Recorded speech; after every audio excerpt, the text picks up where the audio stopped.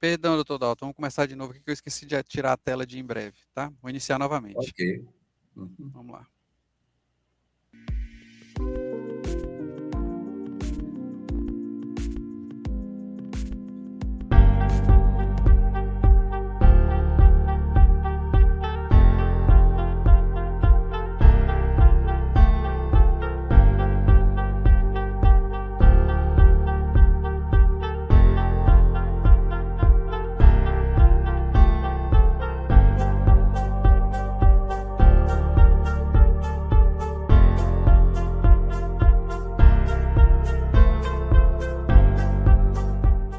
Boa tarde, estamos novamente aqui agora para discutir um pouco ah, algumas coisas sobre a circulação sistêmica, né? Nessa parte que se refere ao estudo da função cardiovascular. Olhando a circulação sistêmica e a pressão arterial, nós podemos considerar logo de início que sem pressão eu não faço o sangue circular, tá? Nessa circulação sistêmica. E todo esse mecanismo ele é regulado. Hoje nós vamos ter um estudo de uma série de questões que serão colocadas para vocês, né, procurando entender o quê? Como é que esse mecanismo regula, né, essas funções, tá, das diversas maneiras que são necessárias. Porque não pode ser um mecanismo único. O sistema é bastante complexo e necessitando, então, de uma série de mecanismos, tá, para serem ativados e colocar, então, o nosso organismo funcionando de maneira adequada. No nosso primeiro questionamento, considerar um paciente com insuficiência cardíaca direita. Tá? A pressão venosa central dele, no átrio direito, vai estar aumentada, o átrio vai estar dilatado. Tá? E esse paciente foi tratado com vasodilatadores. Se ele tratou com vasodilatadores, o que acontece nessa hora é que nós temos duas coisas acontecendo. Primeiro, a resistência aórtica, a ejeção diminui, o coração ejeta com mais facilidade, tá? Isso vai fazer com que, do lado direito, o coração, né, não se encha tanto, tá? E devido ao fato de que nós temos uma vasodilatação, o sistema venoso se acomoda. E, além do mais, o sangue que é ejetado do ventrículo direito para o ventrículo esquerdo não está encontrando mais nenhuma barreira. Tá? Então, quando ele tem essa insuficiência cardíaca, que ia acometendo principalmente o lado direito, quando eu aumento essa pressão venosa, ela distende uma série de receptores que ficam situados nos vasos venosos que chegam ao átrio, tá? Principalmente cava. Tá?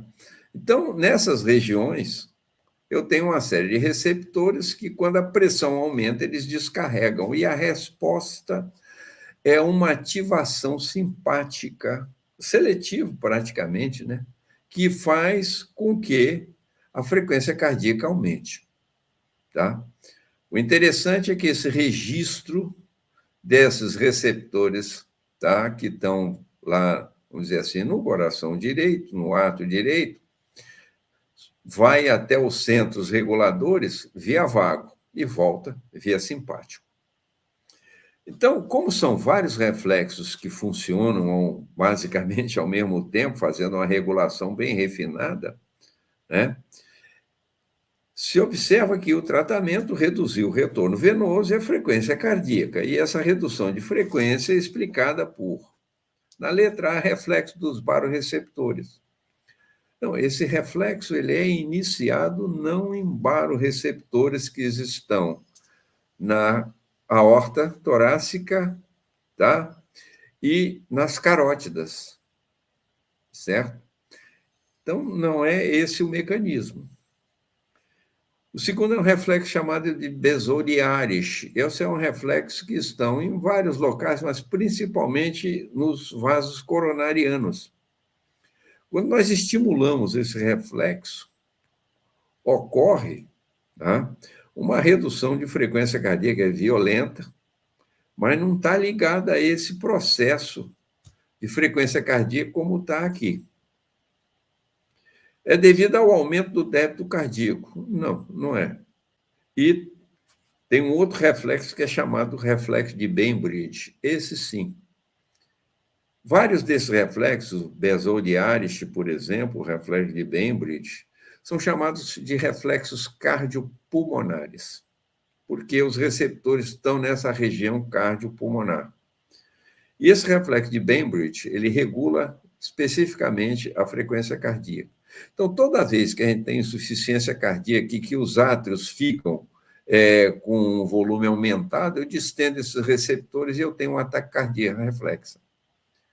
Quando eu, por exemplo, faço uma venodilatação, a pressão dentro do átrio direito diminui devido a esse efeito. Tá? Um dos efeitos dos vasodilatadores seria esse. Resultado, como o sistema venoso acumula mais sangue, tá? Eu vou fazer uma redução do volume arterial. Na hora que eu faço a redução desse volume arterial, o que acontece? A frequência cardíaca que estava sendo ativada por esse aumento de volume se reduz. Então, a resposta correta a isso aqui é justamente esse reflexo, que é o reflexo de Bainbridge. Tá?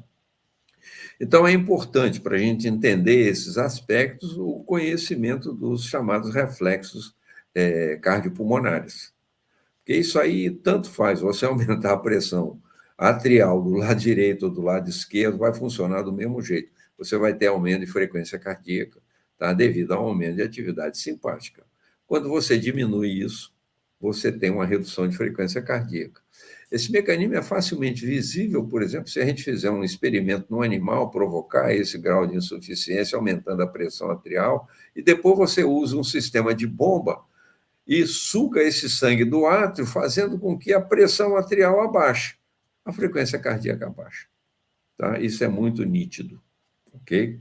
É interessante a gente falar, principalmente aqui no Brasil, agora, graças a Deus, muito menos, mas na época em que a doença de Chagas, tá, era uma doença que ocorria em larga escala em várias regiões do Brasil, como isso envolve a parte parasimpática, o indivíduo tinha destruição de neurônios parasimpáticos pela doença de Chagas, esses reflexos começavam a desaparecer. Era um dos sinais que o médico era capaz de testar para ver se existia, vamos dizer, essa ação da doença de Chagas sobre o sistema parasimpático cardíaco, que é um dos que sofre na doença de Chagas. Né? A gente pode ver isso também fazendo, por exemplo, uma inspiração mantida. Tá? Essa inspiração mantida, a gente enche o peito, faz pressão negativa intratorácica e prende a respiração, faz com que o volume arterial aumente. Tá certo? Aí você tem uma rápida taquicardia e, em seguida, a gente vê a ação vagal ocorrendo, que dá uma bradicardia. Mas se a gente vê logo no início, aumento de frequência cardíaca, 2, 3, 4 batimentos no máximo. E, em seguida, devido à ação vagal estimulando a atividade respiratória e inspiratória, e, nesse caso, você vê essa ação vagal dominando, e aí, em vez da ação simpática, a gente tem a ação vagal bradicardizante. A gente pode checar isso aí através desses mecanismos. Na questão seguinte, a gente poderia fazer a seguinte colocação. No controle neural da pressão arterial, sabemos que... Aí vamos lá. Na resposta A, terminações nervosas livres sobre o arco aórtico e seios carotídeos são os sensores de pressão arterial. isto é, os baroreceptores, mas os mesmos só são ativados se a pressão arterial aumentar acima dos valores normais. Não. Esses receptores, eles são capazes de avaliar a pressão arterial, porque eles são mecanorreceptores na parede das artérias, da aorta e das carótidas. Resultados: quando você ejeta, a artéria dilata. Durante a diástase, ela diminui. Isso gera descargas contínuas, tá? Então, normalmente, o nosso sistema nervoso central sabe como é que está a nossa pressão arterial através disso. Então, não é só quando ela aumenta acima dos valores normais, não. Você vai parar, por exemplo, a descarga de um receptor desse durante a diástase se sua pressão diastólica diminuir muito. Se ela diminuir muito, ela não vai. Mas se você começar a aumentar a pressão, você aumenta a sistólica e a diastólica aumenta também. Você vai ter descarga aumentando nas duas situações. Tá? Na letra B, diz o seguinte: os baroreceptores sinaórticos são ativados a cada onda de pulso, gerando rajadas de potenciais de ação que se dirigem pelos nervos vago e simpático para a região rostral ventrolateral bulbar, a chamada RVLM, né? Tá? Rostral ventrolateral medula, tá? Porque medula, em inglês, o nosso bulbo, né? Onde fazem a primeira sinapse. Não. Esses baroreceptores, eles se projetam no núcleo do trato solitário. Não são através, vamos dizer, de nervos simpáticos, são através de nervos que se projetam, tá, nesses núcleos, e a resposta pode ser ou vagal ou simpática, dependendo da ativação deles, como está ocorrendo. Então, essa resposta também não está correta. Tá? Não existe essa projeção direta, vago e simpático. Não. Na letra C é o seguinte, que é a correta. Em condições de pressão normal, neurônios do núcleo do trato solitário são estimulados pulso a pulso de pressão arterial, em decorrência dos potenciais das aferências baroreceptoras, que estão na aorta e estão nas carótidas. E, consequentemente, os neurônios pré-ganglionares vagais cardíacos são ativados e neurônios cardiovasotônicos do RVLM são inibidos. Você ativa o núcleo do trato solitário e é o núcleo do trato solitário que vai desenvolver essas duas respostas, tá? A resposta simpática e a resposta vagal. Se eu tenho aumento de pressão arterial, eu vou reduzir a resposta simpática, vou inibir o simpático e ativar o vago. E aí eu vou ter uma queda de frequência cardíaca, queda de pressão arterial, vasodilatação, tá? Queda de débito, vasodilatação, porque cai resistência periférica. Tá? Esse é um mecanismo normal. Então, a resposta C está correta. As outras duas, não. Em condições normais, as referências vagais agem apenas sobre o cronotropismo, e as referências simpáticas controlam apenas o inotropismo, sendo que a situação se inverte no estado de emergência, de estresse. Não, isso aí é... Eu posso usar até um termo assim um pouco chulo, né? Isso aí é chute na canela, tá? É chutar o pau da barraca, não funciona desse jeito, tá? Uma resposta bem comprometedora. Tá errada mesmo. E a letra E, a última, a desnervação baroreceptora causa queda de pressão arterial, sendo que nessa condição a pressão arterial deixa de oscilar, isso é, não varia praticamente nada. Isso aí também está muito errado, por quê? Porque quando eu tiro a inervação da baroreceptora, o meu sistema nervoso não sabe mais como é que controla essa pressão arterial. Então, se não chega informação lá, é por quê? Porque a pressão arterial caiu. Nesse momento, eu tenho, na realidade, um aumento de pressão arterial. E eu fico com uma oscilação tremenda, tá? Por uma série de outros mecanismos reflexos que podem influenciar isso aí, gerar esse processo, e o resultado é uma oscilação tremenda de pressão arterial. Tá? Então, no indivíduo, por exemplo, se ele tem uma placa de ateroma que afeta, tá, esses sensores, a coisa fica brava, viu? Por quê? Porque o indivíduo vai começar a ter aumento de pressão arterial devido a isso. E nas pessoas mais velhas que têm arteriosclerose, isso é um fato que precisa ser investigado. Ok? Então, esses são fatos interessantes que a gente precisa de observar. Na questão 3, pergunta-se o seguinte: a estimulação dos pressoreceptores carotídeos resulta em diminuição da complacência arterial. Tá? O pressoreceptor carotídeo, quando ele é estimulado, ele não vai diminuir complacência arterial, não. Tá? As artérias, elas não são complacentes. Pode fazer com que não haja, vamos dizer assim, tanta ativação simpática, mas fazer complacência, aumento de complacência não, veio assim, né? Vasoconstrição periférica, não. Quando eu estimulo o pressoreceptor, porque eu estou aumentando a pressão arterial. E a resposta, nesse caso, é vasodilatação periférica. Eu vou ter hiperventilação? Não, não vou ter hiperventilação. Tá? Os pressoreceptores, eles afetam um pouco a atividade cardiovascular, assim como os quimiorreceptores, que regulam principalmente a atividade respiratória, interferem, tá, na atividade cardiovascular. Mas, quando isso acontece, na realidade, ele não tem hiperventilação, ele tem hipo. Há uma redução da ventilação. Tá? Há um aumento do débito cardíaco. Como eu tenho redução da atividade simpática, o débito cardíaco não aumenta, ele vai diminuir, é claro. Tá?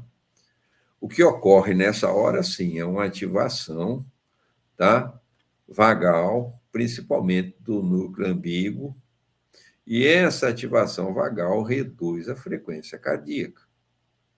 Então, toda vez que eu estimulo pressoreceptores em excesso, o que acontece é que eu tenho o aumento de pressão arterial, gerando como resposta um aumento de ativação vagal para reduzir frequência cardíaca e redução da atividade simpática, que também reduz frequência cardíaca e provoca a vasodilatação periférica. Esses mecanismos associados, o que eles fazem? Eles reduzem débito cardíaco e, com isso, reduz débito cardíaco e reduz a pressão arterial. Então, isso aí mostra como é que esses pressoreceptores, eles têm uma atuação batimento a batimento. Eles realmente fornecem ao sistema nervoso nosso, né, uma informação de como anda a nossa pressão arterial. Isso é um fato inegável. Na outra questão, que é a questão aqui colocada como número 4, você tem uma situação em que você tem um paciente em coma. E ele está ventilado com pressão positiva. E ele apresenta, então, uma hipotensão e taquicardia. O que está acontecendo? Então, a questão é o seguinte: a provável causa de hipotensão e de taquicardia em um paciente em coma, ventilado com aparelho de pressão positiva, quando é aumentado o tempo inspiratório. O que acontece? Quando a gente tem os aparelhos de ventilação pulmonar, eles têm uma relação interessante entre inspiração e expiração. É a chamada relação INES. Normalmente, a inspiração é curta e a expiração longa. Obviamente, isso existe para nós humanos, ter uma expiração mais longa, porque a gente precisa usar a expiração para falar, como eu estou fazendo agora. A fazer com que a velocidade expiratória desse fluxo de ar, tá certo? Mexa com as minhas cordas vocais e eu possa gerar com isso, tá, ruídos que a gente interpreta como sendo palavra. Eu aprendo a falar fazendo isso, né? Então, o que acontece? Se eu aumentar o tempo inspiratório, eu vou reduzir o tempo expiratório. O que acontece quando eu estou fazendo inspiração? Eu estou criando pressão negativa intratorácica. Então, eu estou puxando sangue, fazendo com que o retorno venoso aumente para dentro do meu coração, ok? E, aumentando o tempo inspiratório, eu vou diminuir o meu tempo respiratório.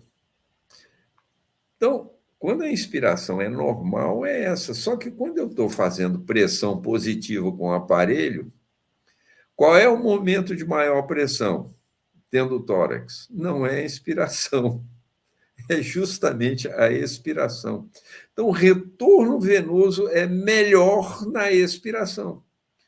Por quê? Porque na inspiração você está jogando ar dentro do pulmão com pressão do lado de fora, forçando a entrada do ar. Diferente da nossa função normal. O que a gente faz? A gente cria uma negatividade intratorácica, intrapulmonar, e aí a pressão atmosférica é maior do que a pressão intrapulmonar, o ar penetra, entra na nossa árvore respiratória. Quando eu estou com o paciente ventilado, não. Pressão positiva, a coisa é diferente. Eu estou jogando ar lá para dentro sob pressão. Resultado da história, nessa hora, se eu estou fazendo isso, eu diminuo a expiração, eu vou reduzir o retorno venoso. Se eu reduzir retorno venoso, eu vou reduzir meu débito cardíaco. Eu reduzo meu débito cardíaco, minha pressão arterial cai. Tá? Então, quando a gente vai ver as respostas aqui, ó, eu observo o seguinte: efeito mecânico do respirador sobre receptores neurais. Não é isso não. Tá? É simplesmente um fato mecânico. B, diminuição do retorno venoso. Claro, por quê? Porque quanto mais tempo inspiratório eu tenho, menos tempo expiratório eu tenho. Resultado, meu retorno venoso diminui. Toxicidade do oxigênio, radicais superóxidos por aumento da quantidade de O2. Não, esses aparelhos todos a gente regula qual é a mistura de ar atmosférico, de oxigênio com ar, etc. Adiciona água, tem que umedecer para não secar a mucosa traqueobrônquica do paciente, não tem nada a ver com isso, tá? A gente não bota oxigênio 100% nesse paciente. Bota 25%, tá? Quando bota muito, bota 30%. Ok? Isso faz uma compressão cardíaca. É bem uma compressão cardíaca, né? Você não vai esmagar o coração quando você está fazendo isso, gerando essas pressões. E a última aí, todas as respostas estão erradas. Não. Tá? A diminuição do retorno venoso é o fato que gera hipotensão e taquicardia. Por quê? Porque caindo a pressão arterial, eu vou ativar o simpático. E aí, o que eu vou ter? Eu vou ter um aumento da atividade simpática, né? Aí eu vou aumentar a frequência cardíaca, tá certo? E vou ter, então, taquicardia. E isso é o que acontece. Quando essa taquicardia acontece, nesse caso desses pacientes, a gente tem que abrir o olho. Primeira coisa é checar se o aparelho está funcionando direitinho, se a relação IN-ES está funcionando, etc. Se eu estou usando pressão adequada, isso aí a gente tem que, obviamente, fazer valer. Na minha questão número 5, diz o seguinte: assinale a afirmativa correta com relação à regulação heterométrica do coração. A regulação heterométrica é uma outra regulação que nós temos, tá? Só que essa é uma regulação automática. Como ela diz, heterométrica, variação de comprimento, é a variação de comprimento, tá? Da fibra cardíaca. Então, vocês imaginem, quando eu aumento o retorno venoso, eu distendo as fibras cardíacas, eu vou fazer com que a cavidade ventricular aumente, eu vou ter que esticar meus miócitos. Isso é chamado de pré-carga do coração. Por quê? Porque o coração ele tem como obrigação ejetar sangue contra uma pressão aórtica. Durante a diástole, quando ele está em repouso, ele está se enchendo, o que acontece? Eu vou distender as fibras, tá? Isso vai gerar, quando eu ativar esse coração, um aumento de força, que é o fenômeno chamado lei de Frank-Starling. Se eu distendo a fibra cardíaca, ela contrai com mais força. Significa que quanto mais sangue eu tiver, mais eu vou distender as fibras cardíacas. Na hora que eu ativar esse coração, eu vou gerar mais pressão, mais força, mais pressão, vou ejetar mais. Então, esse sistema é um sistema automático. Tá? Ele já foi feito para funcionar assim. Pra vocês terem uma ideia, nós praticamente só tivemos sucesso com doenças cardíacas, tirando o coração e botando o outro, quando o coração era de outro humano. Porque quando a gente tinha aquelas bombas mecânicas, o negócio não funcionava direito. Um dos problemas era esse mecanismo. Tem o outro que qualquer hora dessa a gente conversa sobre ele, que é o fenômeno de ANREP. Tá? Ok? Então, isso aí, né, nos permite analisar as respostas. Tá? Letra A, ativação simpática aumenta o débito. Aumenta, mas é por outro mecanismo. Não tem nada a ver. É um mecanismo neural ativando o receptor beta-1 adrenérgico. O aumento da frequência cardíaca aumenta o débito. Aumenta. Mas não é regulação heterométrica. Também é uma regulação neural. O aumento do retorno venoso aumenta o débito cardíaco em corações normais. Claro, é esse que faz o mecanismo de regulação heterométrica. Por quê? Aumentando o retorno venoso, eu vou aumentar o volume ventricular, vou distender as fibras e, com isso, elas vão gerar mais força. Clássica lei de Frank-Starling. O aumento da resistência à ejeção reduz o débito. Isso é verdade. Tá? Mas isso não está ligado a esse fato do retorno venoso, fazendo variar o volume cardíaco, tá? E, consequente, fazendo variar o débito. Isso é fundamental. Tá? Aumento da resistência à ejeção é outra história. E todas as respostas estão erradas? Não, porque tem uma resposta certa aí nesse meio. Tá? Então, esse mecanismo é interessante por causa disso. Ele é um mecanismo automático. O que chega no coração, sai do coração. Por que esse mecanismo automático é importante? Porque a nossa circulação sistêmica e pulmonar são circulações fechadas. Se eu começar a ter um coração que não joga para frente o sangue que lhe chega, ele vai começar a atrapalhar o que vem atrás. É isso que a insuficiência cardíaca faz. O coração começa a dilatar, começa a ter problema, pronto. Aí a coisa fica complicada. Tá? Então, isso já foi feito, esse mecanismo, essa regulação heterométrica já foi feita para fazer isso. O que chega, sai. O outro mecanismo de regulação, que é o ANREP, é o seguinte: quando o coração vai ejetar, ele tem que ejetar contra uma resistência, que é chamada de pós-carga, que é a pressão diastólica arterial. A pressão diastólica dentro da aorta. Ou dentro da pulmonar, né? Se eu considerar a circulação pulmonar. Mas no caso da circulação sistêmica, que é o que nós falamos hoje, seria dentro da aorta.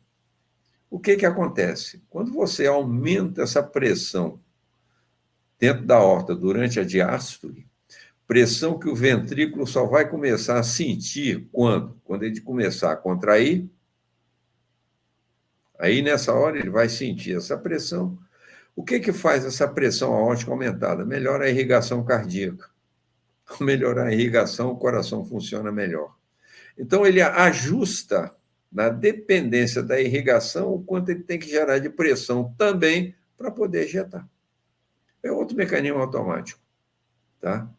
Então, a engenharia celestial caprichou na regulação desse coração. É claro, né? Porque quando ele não funciona, a gente vai para o brejo, né? Tá? Ganhamos um outro uniforme, que é aquele uniforme de madeira. Isso aí é bastante sério, é bom a gente não começar a discutir isso, não. Tá? Eu já estou ficando velho. Ok? Desculpe aí a brincadeira. Na nossa questão número 6, você está fazendo uma experiência com um animal. Por exemplo, antigamente se fazia muito com cão. Então, vamos dizer que essa experiência está sendo feita com cão. E a gente media a pressão arterial. E foi injetado nesse animal uma substância de ação simpática, por exemplo, a noradrenalina.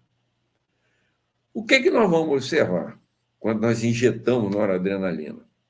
Essa adrenalina atua em receptores alfa, que existe maior quantidade na musculatura dos vasos.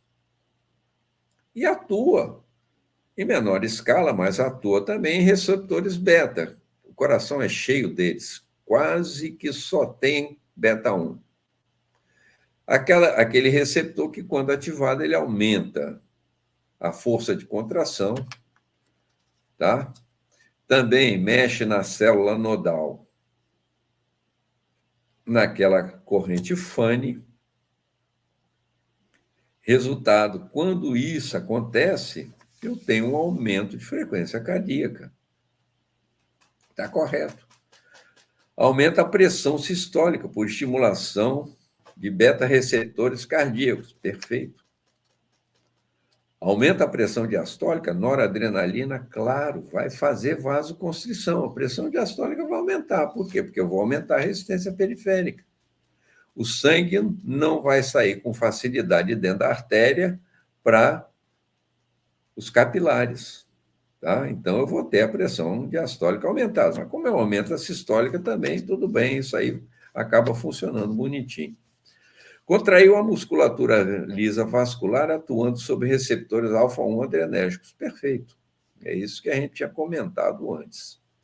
Então, todos esses efeitos acima, o aumento da frequência cardíaca, da pressão sistólica, da pressão diastólica, tá certo? E contração da musculatura lisa vascular ocorre devido à ação simpática feita por essa noradrenalina. E a gente observa isso tudo no animal. Ok? Então, esses são os comentários que a gente teria hoje para esse grupo de questões, já começando a falar de mecanismos que regulam a circulação sistêmica, a função cardíaca, tudo isso aí. Uma boa tarde a todos, nos vemos brevemente.